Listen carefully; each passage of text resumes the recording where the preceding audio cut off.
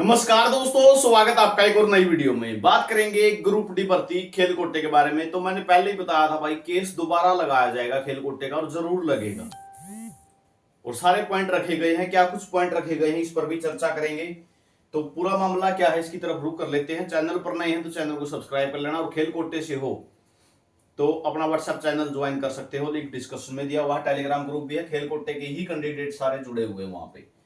और उससे पहले आपको एक महत्वपूर्ण जानकारी दे देता हूं। अगर ग्रुप डी सीईटी की तैयारी कर रहे हो या कर रहे हो सीईटी मेंस की तैयारी, ठीक है, अगर आपको करनी है जीएस की तैयारी, तो आपके लिए जो है नंबर 1 बुक रहेगी एनसीईआरटी सामान्य ज्ञान। 21,000 वन लाइनर है, सारे क्वेश्चन वही दिए गए हैं जो पीछे पूछे गए हैं, ठीक है। यहाँ पे आप देख सकते हो टॉपिक वाइज क्वेश्चन दे रखे हैं, जैसे पाषाण काल है, सैंधव सभ्यता है, वैदिक काल है, यहाँ पे खिलजी वंश, तुगलक वंश, लोधी वंश, विजयनगर साम्राज्य, दिल्ली सल्तनत, ठीक है।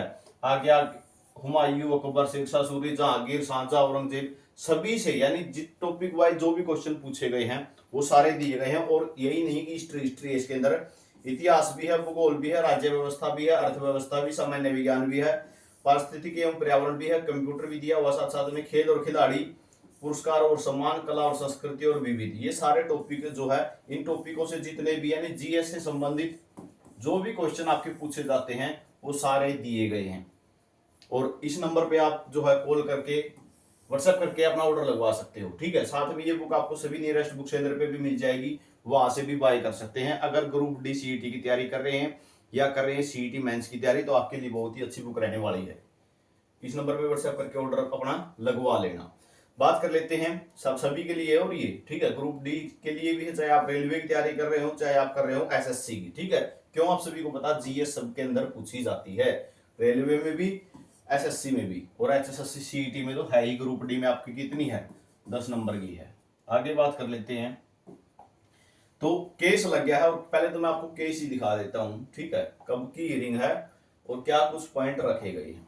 तो यहाँ पे आ जाओ, ये है high court of Punjab and Haryana की जो ऑफिशियल वेबसाइट है। यहाँ पे केस स्टेटस चेक करोगे तो यहाँ पे आपको देखने को मिलेगा। देखो मैं केस नंबर भर देता हूँ यहाँ पे, CWP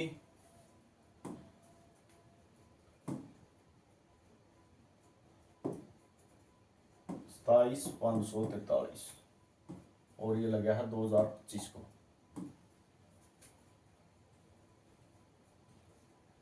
तो ये केस रहेगा Deepak Panu and others, state of Haryana and others, Ravinder Singh Dhol इसके एडवोकेट हैं। 7 नवंबर 2025 को इसकी हियरिंग है, ठीक है।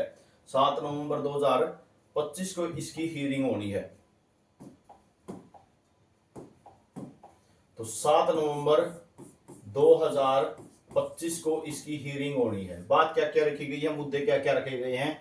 एक तो जो पेंडिंग वेरिफिकेशन बचती है, ठीक है, सबसे पहला पॉइंट तो ये जो पेंडिंग वेरिफिकेशन बचती है, 1 साल हो चुका है, क्या वो अभी तक कंप्लीट नहीं हुई, ठीक है, 1 साल से ज्यादा हो चुका है, क्या अभी तक वो नहीं हुई है, ठीक है। सीट कितनी खाली बचती है, कितनी नहीं बचती है, सीटों का ब्यौरा दिया जाए, ठीक है। और टाइम बाउंड किया जाए, ठीक है, टाइम बाउंड किया जाए भाई, इतने टाइम के अंदर जो है, ठीक है। जैसे 2018 वाली भर्ती को टाइम बाउंड किया गया था, लास्ट का जो केस लगा था कि इतने दिन के अंदर जो है एचएसएससी को लिस्ट लगा के देनी है, ठीक है, और टाइम बाउंड किया जाए साथ में। तो टाइम बाउंड के लिए, और 10% अगर कोटा था ग्रुप डी ईएसपी को, अगर 10% कोटा मिला है तो कितनी सीटें बनती हैं और कितनों ने ज्वाइनिंग कर रखी है, ठीक है।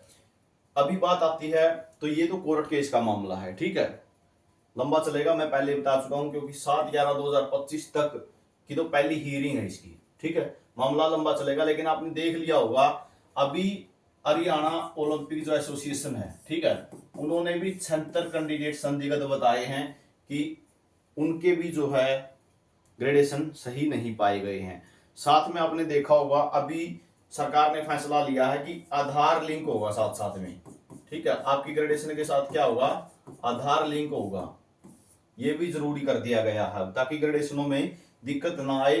ये 76 कैंडिडेट और संदिग्ध पाए गए हैं, कब से कब तक, 2018 से 2022 के बीच में, ठीक है। ये उस टाइम के अचीवमेंट हैं, तो ग्रेडेशन तो बाद में बनी होगी इनकी, तो ये उस टाइम की अचीवमेंट है। तो अब बहुत से कैंडिडेट पूछते क्या ये 2023 वाली भर्ती में है, भाई 23 वाली में भी हो सकते हैं और 18 वाली में भी हो सकते हैं, ठीक है।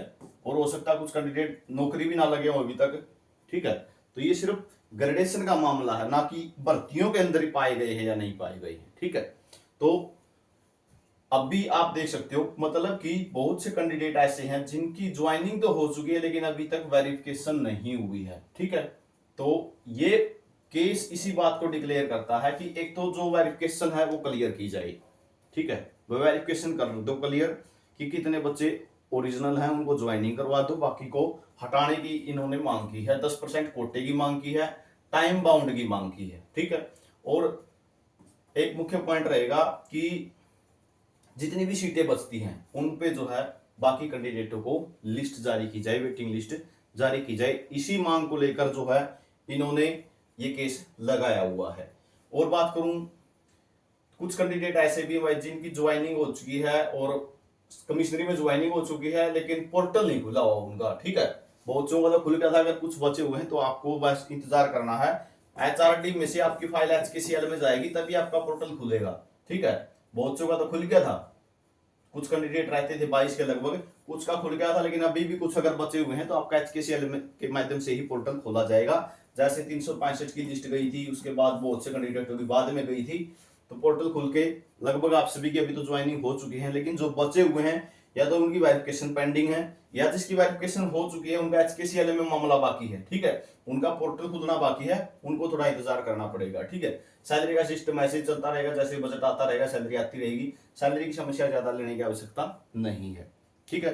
कोर्ट केस के बारे में बहुत से साथी पूछ रहे थे, तो आपको मैं क्लियर कर रहा हूं, ये 7 नवंबर को हियरिंग है इसकी, ठीक है। जैसे ही जो भी सुनवाई होगी आपको अपडेट कर दिया जाएगा, जो भी इंफॉर्मेशन निकल के आएगी, ठीक है। जो कुछ भी कोर्ट में होगा आपको जानकारी दे दी जाएगी। चैनल को सब्सक्राइब जरूर कर लेना।